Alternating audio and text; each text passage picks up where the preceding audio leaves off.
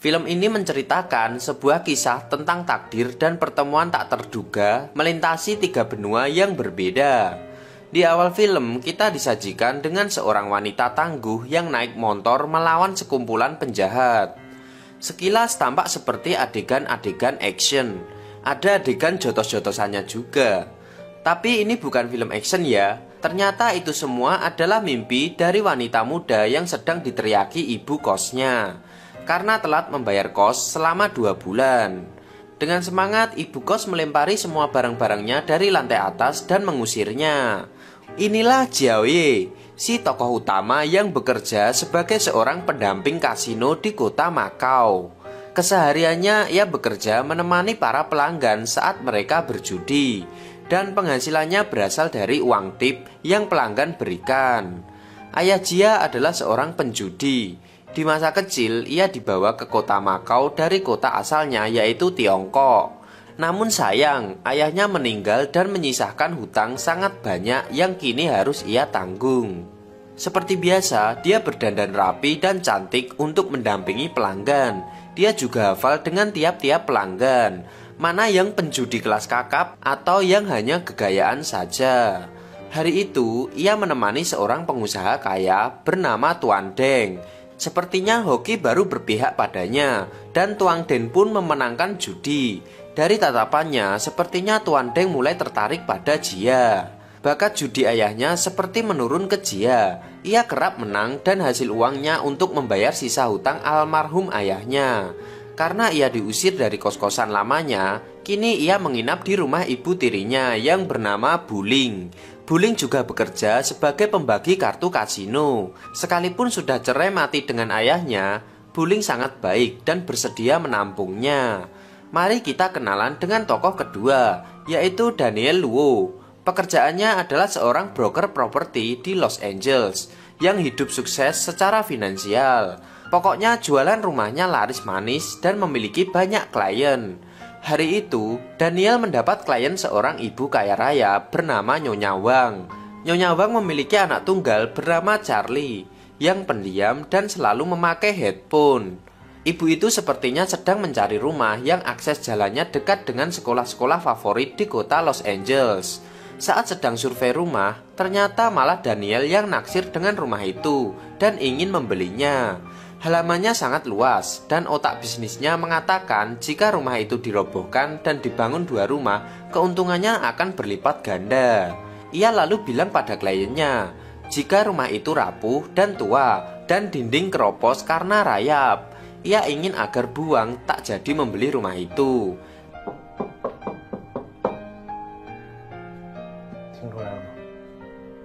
Daniel memiliki pacar bule yang cantik dan sempurna. Sambil olahraga, Daniel curhat jika ia akan beli rumah itu untuk dirobohkan dan dibangun 2 rumah. Hasil penjualannya akan dipakai untuk hidup dengan pacarnya. Sayangnya, pacarnya menganggap Daniel terlalu payah dan memutuskan hubungannya. Daniel pun patah hati. Nah, Daniel dan Jia ini mempunyai sebuah buku tua berjudul 84 Caring Crossroad yang menceritakan kisah pertemuan penulis dengan cinta sejatinya melalui surat. Namun bukannya bertemu cinta sejati, malah nasib apes yang selalu menghampirinya. Lihat saja, saat Daniel didekati wanita di sebuah kafe, bukannya jatuh cinta, ia malah disiram air gara-gara dianggap semua cowok sama aja. Karena merasa kerap apes sejak membaca buku itu, Daniel menyalahkan si buku dan memilih mengembalikan ke alamat yang tertera di buku itu. Begitu juga dengan Jia, ia juga merasa buku itu membawa sial. Ia lalu datang ke kantor pos dan mengembalikan buku itu ke alamat penerbit. Tanpa mereka ketahui, pemilik penerbit buku bernama Mr. Thomas iseng menjodohkan mereka dengan cara mengirimkan surat-surat dari Jia ke Daniel. Jadi Pak Thomas ini seperti perantara, atau mak comblang gitu deh pokoknya. Hari itu rumah kasino sedang rame. Tampak di satu meja sedang berkumpul orang-orang karena ada yang punya hoki bagus dan banyak memenangkan judi. Ternyata pria itu adalah Seng Yi, teman kampus Jia dulu yang jago matematika. Jadi ia banyak memenangkan judi karena menggunakan kecerdasan hitungan matematikanya. Cerdas sekali lah pokoknya, jenius.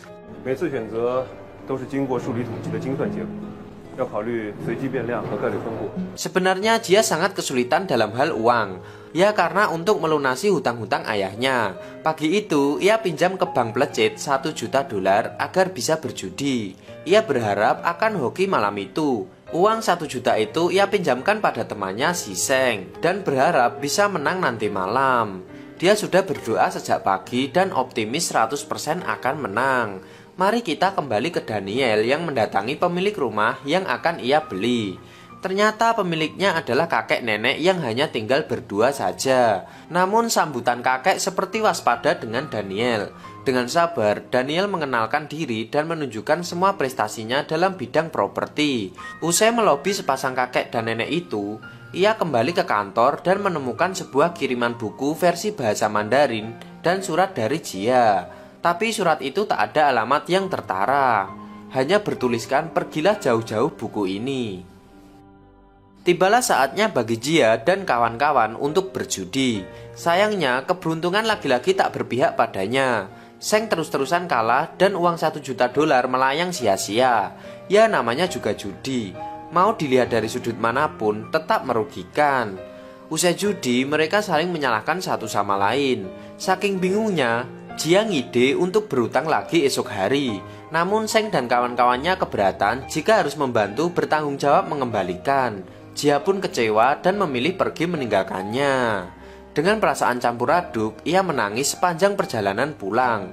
Sampai di rumah, Ibu Ling langsung tahu jika wajah Jia pucat pasti ia telah kalah berjudi. Saat ia di kamarnya, ia kaget jika buku yang ia kirimkan beberapa waktu lalu telah kembali dengan versi penerjemah bahasa Inggris. Dan terselip surat dari Daniel di sana yang isinya marah-marah. 您还是回老家去吧，别留在世上祸害人。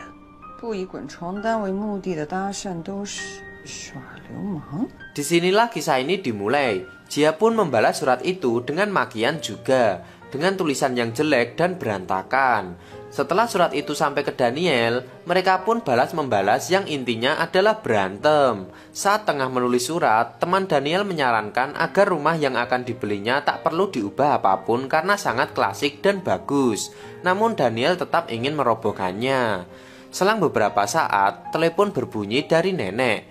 Ternyata mereka baru saja kecelakaan. Si kakek sudah mulai lupa cara menyetir hingga mobil menabrak dinding rumahnya.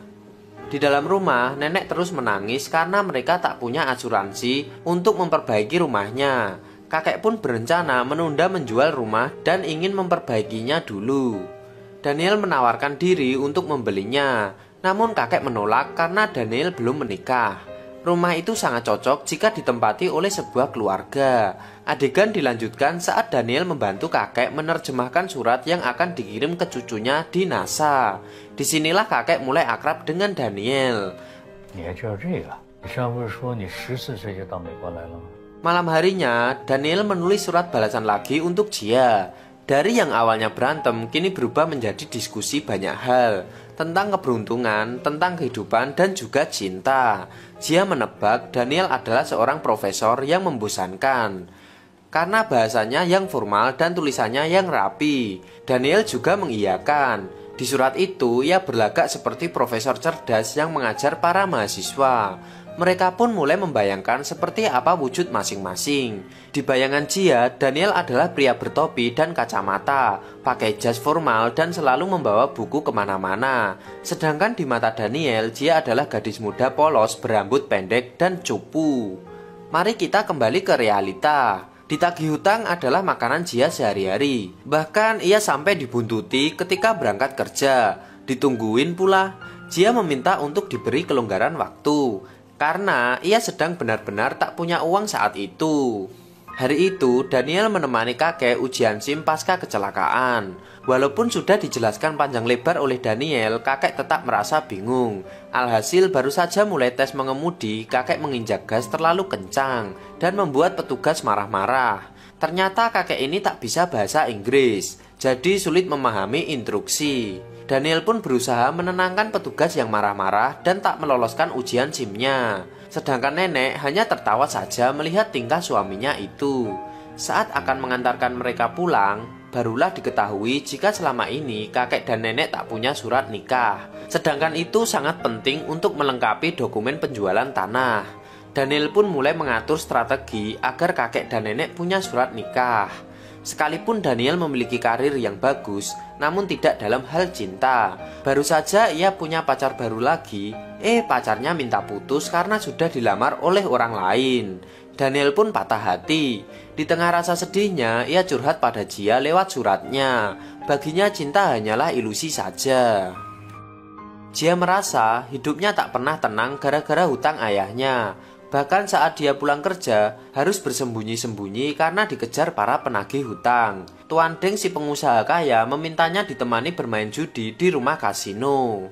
Dan sengaja memintanya mengantarkan jaket ke kamar hotelnya. Jia langsung tahu ada maksud tersembunyi di balik ajakan itu. Semacam ajakan untuk berkencan gitulah pokoknya. Saat berada di kamar, ternyata Tuan Deng sudah menyiapkan uang dan perhiasan untuknya. Namun Jia tak mau mengambilnya. Hatinya berkecamuk, padahal sebenarnya ia sedang sangat membutuhkan uang saat itu. Ia jadi teringat isi surat dari Daniel. Jika keputusan sesaat dapat berakibat buruk ke depannya. Namun ia menyangkalnya dan tetap menemui Tuan Deng. Ternyata Tuan Deng meminta ditemani perjalanan bisnis ke Las Vegas. Jia pun menolak karena tahu itu bukanlah hal yang benar. Saat ia pulang ke rumah Ibu Ling, Jia kaget melihat ada 3 anak dari penagih hutang sedang berantakin rumahnya. Jadi 3 anak itu sengaja disuruh untuk menagih hutang. Jelas saja Jia kesal. Ditambah ia merasa bersalah dan tak tega dengan Ibu Ling yang memiliki trauma terhadap para rentenir. Jia pun tak ada pilihan lagi selain menerima ajakan Tuan Deng ke Las Vegas. Hatinya sedih dan berkecamuk. Hanya berkirim surat dengan Daniela yang mampu menghiburnya. Dalam surat itu, ia mampu menjadi diri sendiri. Di saat yang sama, ternyata Daniel juga sedang mengajak kliennya bersenang-senang ke Las Vegas. Mereka melihat pawai, menonton pertunjukan, dan bermain game. Sedangkan di meja lain juga ada Jia dan Tuan Deng yang sedang bermain game. Di sini Tuan Deng mulai berani memeluk dan mencium Jia. Malam harinya, Jia dan Tuan Deng ke hotel mewah. Ternyata Tuan Deng adalah orang yang baik dan tak menganggap remeh Jia. Bagi Tuan Deng, Jia adalah wanita kuat dan tegar. Disitulah Jia cerita seluruh perjalanan hidupnya yang menyedihkan. Tuan Deng juga menjadi pendengar yang baik. Jia merasa mulai jatuh cinta dengan Tuan Deng.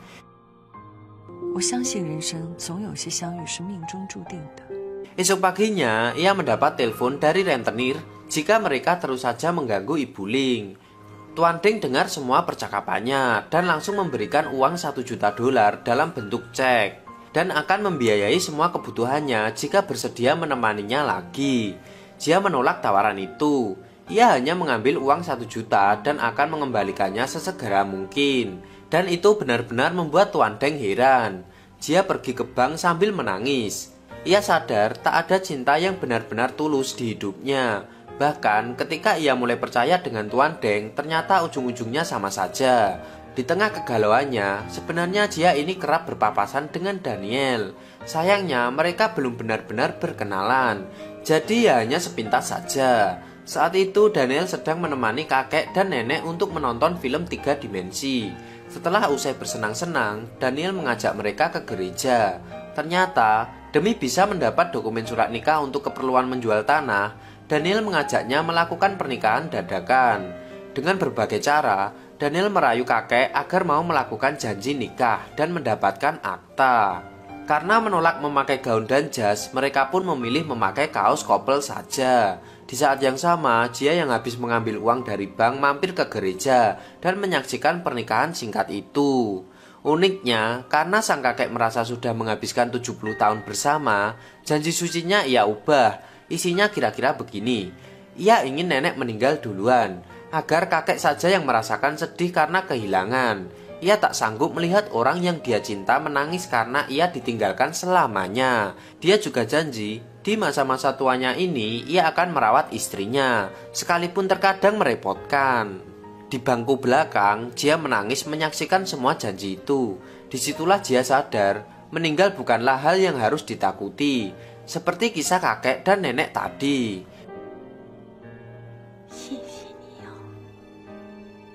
Demi membayar hutangnya pada Tuan Deng, Jia bermain judi lagi. Ternyata kali ini ia menang dan langsung melunasi hutang-hutangnya. Tuan Deng meminta Jia untuk ikut saja dengannya dan hidupnya akan aman. Namun Jia tetap menolaknya. Adegan berganti ke Daniel yang sedang mengajak makan malam bersama dua kliennya. Disinilah akhir Daniel ketahuan niat buruknya. 仰不愧天，你要什么，在背后搞这么多阴谋诡计？ Kakek pun marah dan pergi meninggalkannya. Daniel sedih dan merasa bersalah atas perbuatannya. Ia curhat pada Jia jika hidupnya sedang kacau dan kerap menyakiti orang lain. Sedangkan Jia juga curhat jika justru dialah yang selalu disakiti orang-orang di sekelilingnya. Namun bagi Jia, Daniel adalah orang yang baik, mau menemani hari-harinya selama hampir 1 tahun berkirim surat. Daniel mulai benar-benar penasaran dan ingin kenal Jia lebih dalam. Ia juga ingin mengajaknya bertemu di persimpangan Kering 84. Namun Jia tak mau menyebutkan identitasnya. Ia hanya ingin dipanggil dengan inisial si udang kecil. Hari berikutnya ternyata kesehatan kakek mulai menurun dan harus dibawa ke rumah sakit. Daniel berusaha menjenguknya namun kakek menolak. 我进去看看爷爷吧。 爷爷挺好的。 Sedangkan klien satunya yaitu Nyonya Wang meminta Daniel menemani kemah anak tunggalnya yang bernama Charlie. Ibunya sampai bingung menghadapi Charlie yang ogah-ogahan belajar dan selalu marah dengan ibunya. Saat kemah barulah terungkap jika selama ini Charlie kecewa dengan ibunya yang memaksa pindah ke Amerika demi pendidikannya. Padahal ia hanya ingin tinggal di Cina dan merindukan teman-teman lamanya. Hari pun berganti. Saat Jia akan pulang dari bekerja, tak sengaja ia bertemu seorang pria yang membaca buku Persimpangan Kering 84. Mereka pun berkenalan dan ngobrol panjang lebar. Karena merasa cocok, mereka pun mulai menaruh perasaan satu sama lain.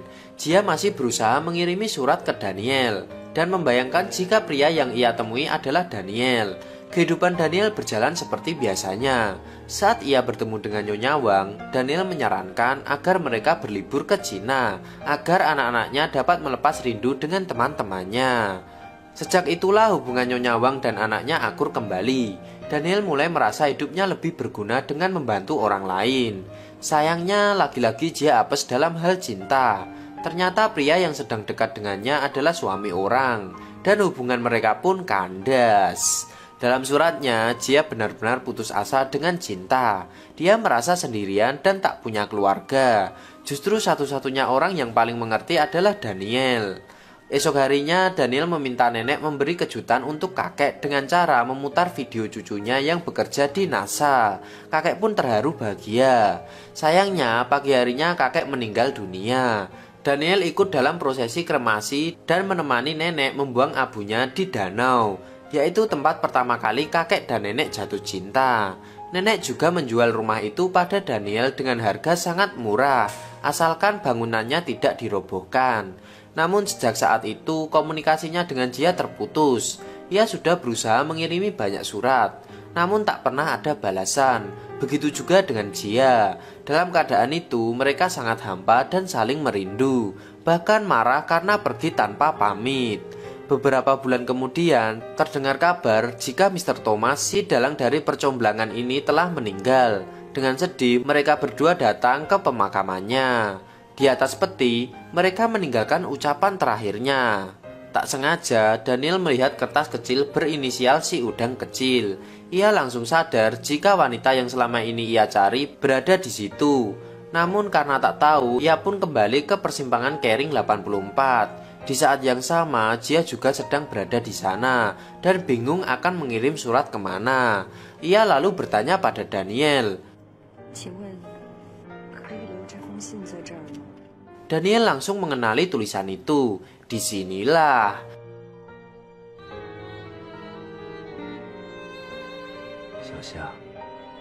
Mereka akhirnya berkenalan untuk pertama kalinya. Dia kaget karena dandanannya tak sesuai ekspektasi. Sejak itu mereka pun menghabiskan hari-hari bersama-sama. Dan film pun tamat.